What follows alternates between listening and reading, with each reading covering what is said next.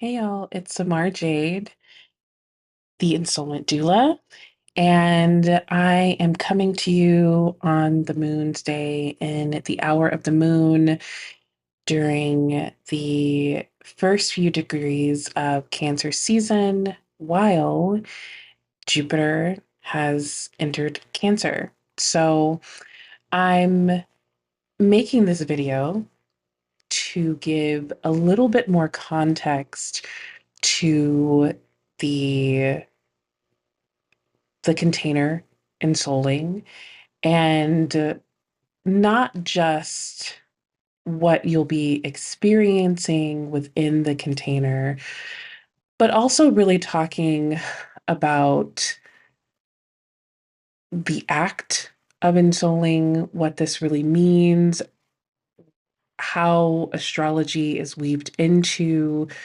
this container, and my framework, the Ensouling Quintessence, and how this moves through. So first, I want to talk a little bit about my orientation towards astrology. So I've been a fan, a deep, a secret nerd, I would say, a secret nerd of astrology since I could read the Sunday paper. And for those of you old enough to remember, the horoscopes were usually given weekly and they were in the Sunday paper. So I would turn to the Sunday paper when it was, dropped off at my house. And I would read it, and I would read the Capricorn, and um, sometimes they would resonate. Usually they wouldn't, but I was always so curious about what it meant for who you are to be reflected through the stars, through the planetary bodies.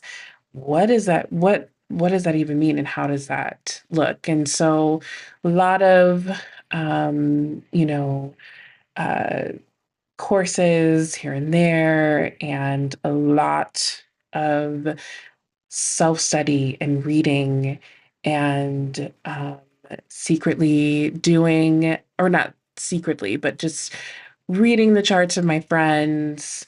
And then all of a sudden, it's like I'm doing this in real life. Um, but I want to talk about how astrology really changed for me, and it became something tangible. It became something that felt embodied when it became ensouled. Ensouling is the act of imbuing the soul with the self. And that is a really poetic way of saying, you know who the fuck you are. It's a very poetic way of saying, I am rooted in my sovereignty. And astrology helped me to move into a deeper sense of that rootedness when I stopped relying on these prescriptive definitions of the signs, and I started to ask myself, how does this feel in my body? What does it mean? What is Cancer in my experience? And this came to being, or this came to my mind at the same time I was doing more exploration in somatic experiencing and embodiment, and trying to have a deeper sense of healing with in relationship to trauma, complex trauma. And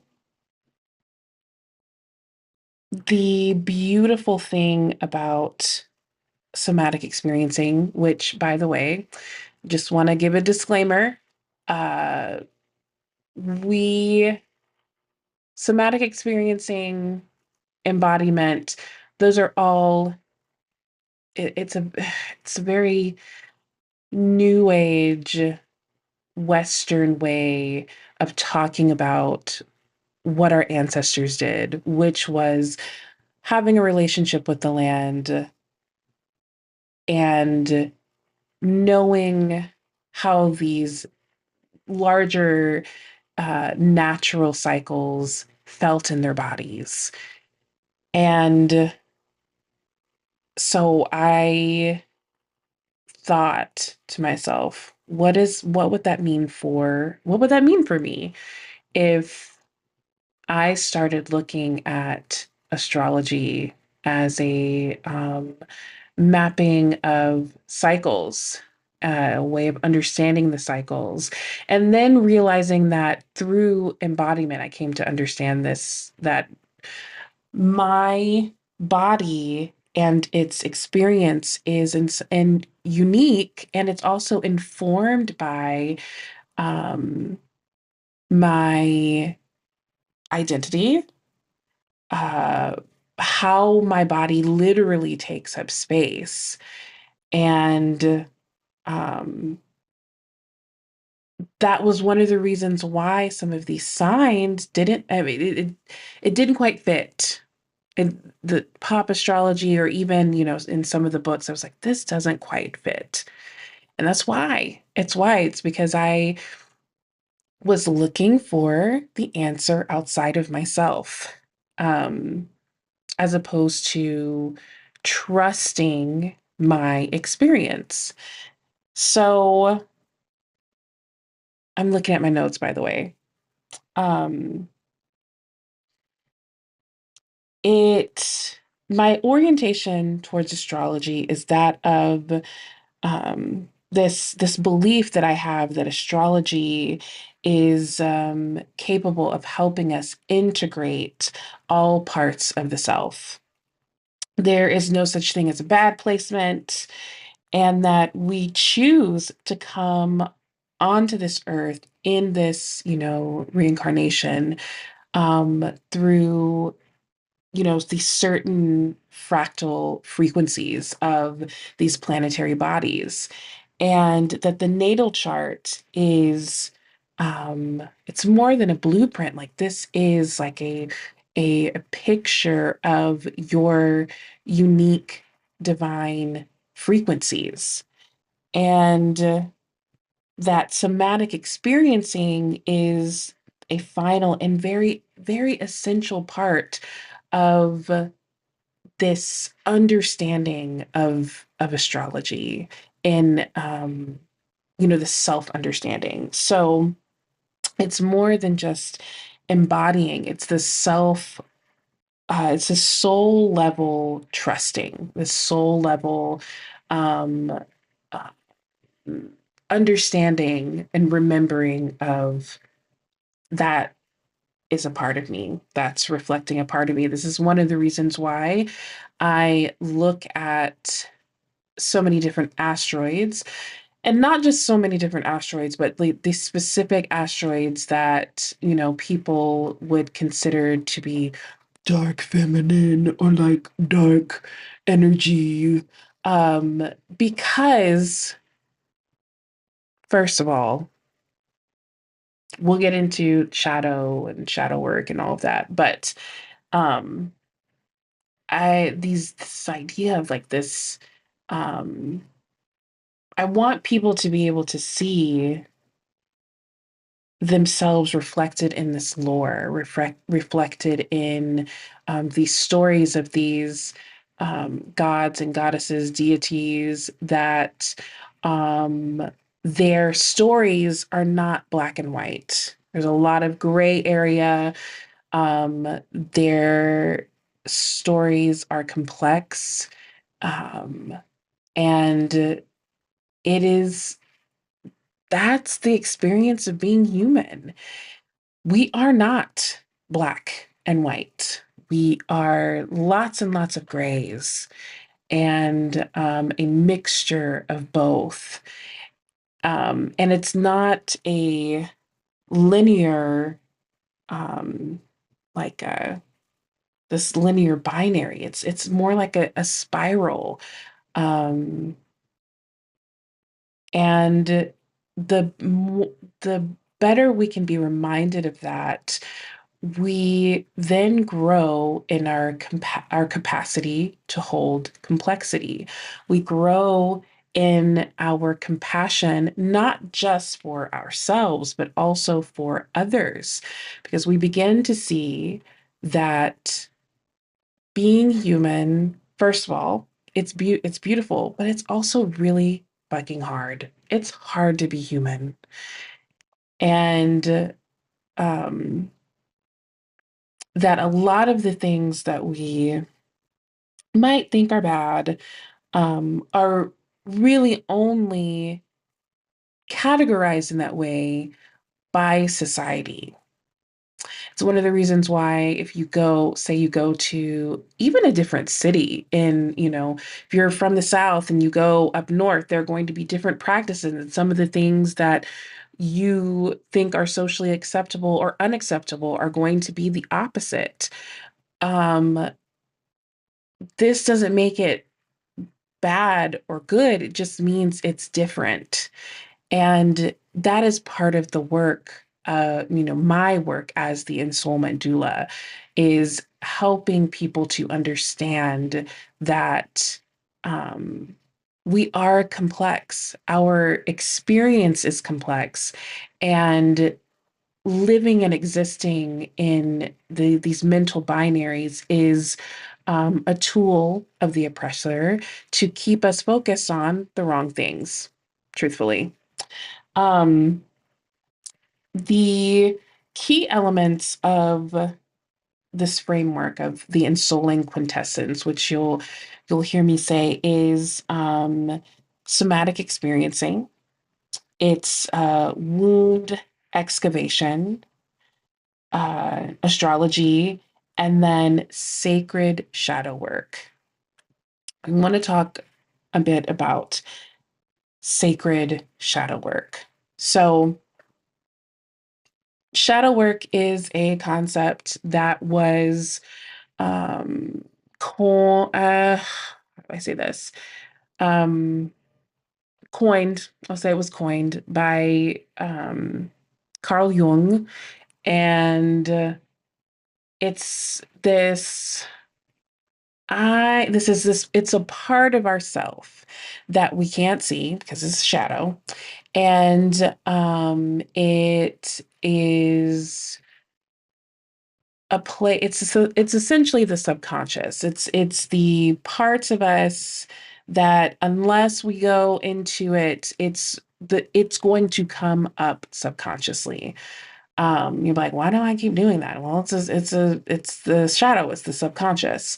Now, my one of my missions in life is to add to shadow work and really expand on this idea of separating um, the shadow from deviousness or uh, shame or really bad negative things, which in the spiritual world right now, we talk about shadow work. Oh, like if there's something you don't like about yourself, it's your shadow.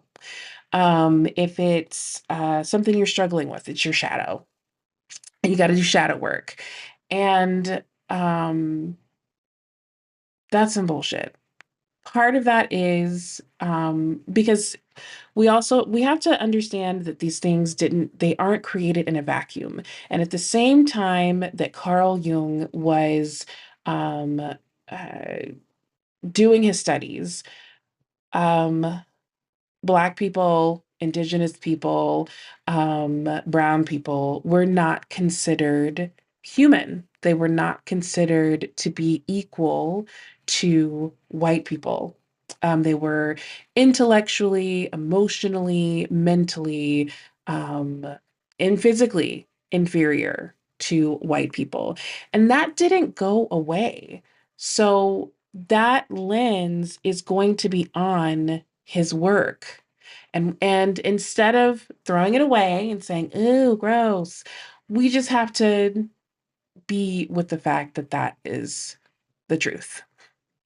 So, um, with sacred shadow work, I call in the word sacred because I want, in adding the word sacred, for people to begin to revere their subconscious as sacred and holy and beautiful, as opposed to something to fear, something to be controlled. Because if we think about it too, controlling an aspect of us, even, I mean, controlling anything is very colonial. It's not the way our ancestors lived in relationship to the world and the earth. This idea of controlling something they were in relationship with. And so adding the word sacred invites a relationship versus this control. You don't need to control your shadow. You don't need to control yourself. You need to be in relationship with as many aspects of yourself as consciously possible. Um, so the sacred shadow work is um, the how this is reflected in, what I do with astrology is that it's looking at some of these deities that have complicated stories and allowing people to see themselves in that and to be reminded, like, oh, that's some part of me, or oh, I had that experience too. So it's bringing this subconscious remembering back to the surface, so then you can begin to notice patterns, cycles, and to become or to deepen your relationship with that part of yourself.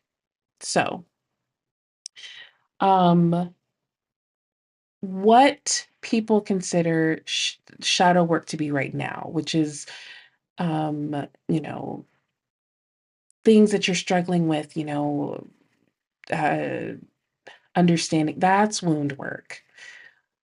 Wound work in the Ensouling Quintessence is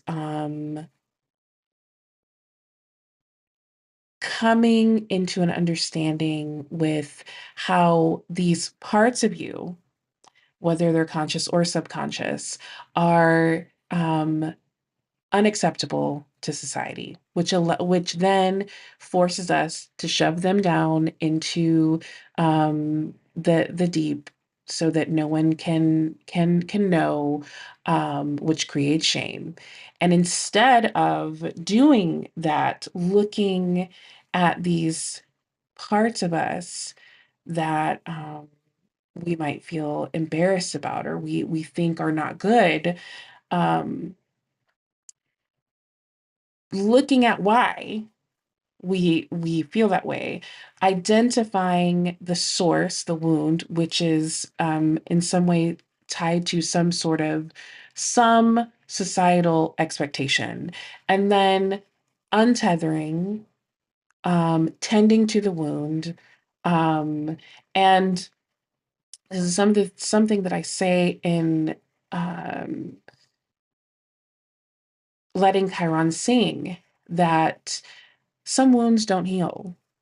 And so some aspects of these expectations of society, they may stay with you for the rest of your life. Things that you may be working through for the rest of your life, tending to for the rest of your life. Um, that doesn't make you a bad person.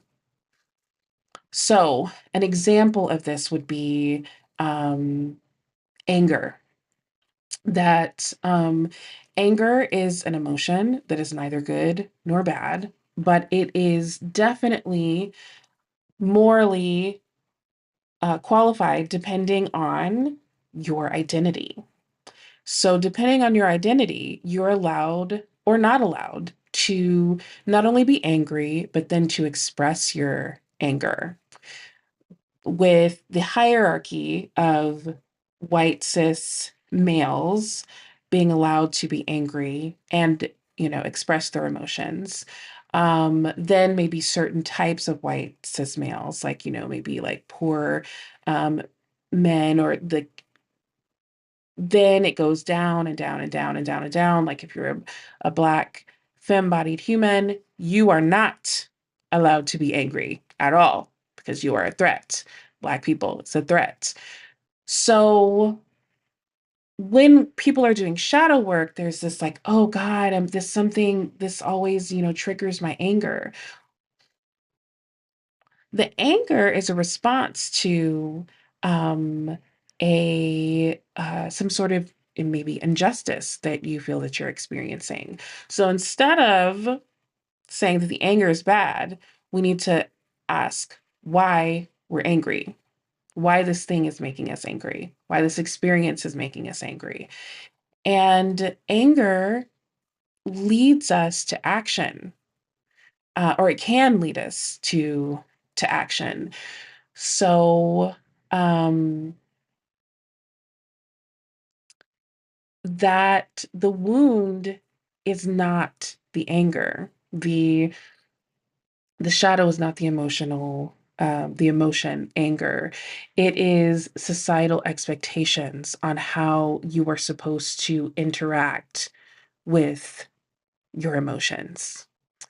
Um, so there's that part of the ensouling framework. So it's looking at different wounds through actually like different planets, and having talks, relationships with, like finding patterns. And then there's the somatic experiencing, it's this um going into a practice of being present, learning to be present with who you are, where you are at all times. And this includes things like dissociation, by the way. I don't think that dissociation is a bad or a good thing. Honestly, it's a response to trauma. And it is a way that our body says that I've reached a threshold and I must shut down in order to stay safe. So, um, I've even learned in my somatic experience that when I find myself in a place of dissociation, it is much easier for me to walk out of the dissociation by allowing myself to be present with it and then using grounding or resourcing techniques to um, make myself present in the moment. And so that doesn't mean that I'm not ever dissociating. That means that I am uh, able to move through that without it significantly impeding my life in a way that I don't want it to. That I have a relationship with my body and I'm allowed to make more choices. So that's to me, that's what the point of somatic experiencing and embodiment work is supposed to do. So, in ensouling, it is a way of decolonizing your relationship to yourself and allowing yourself to be with your expansiveness. So, I'm very excited to see how this resonates with you. You have any questions, um, please let me know. But that is, in a nutshell, what those what that year of ensouling work will be about.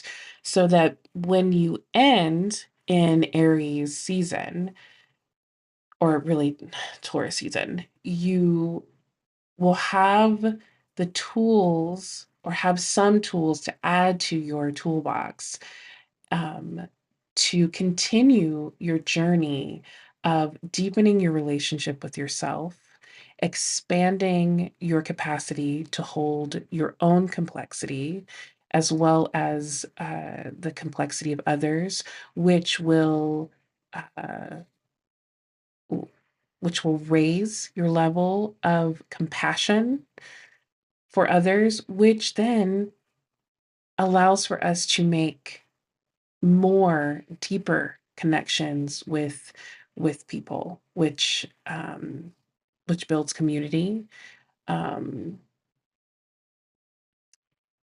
and leads to not only self liberation, but as a result of self liberation, collective liberation. So, thanks for listening, for being with me, and I can't wait to hear your thoughts and to talk to you soon.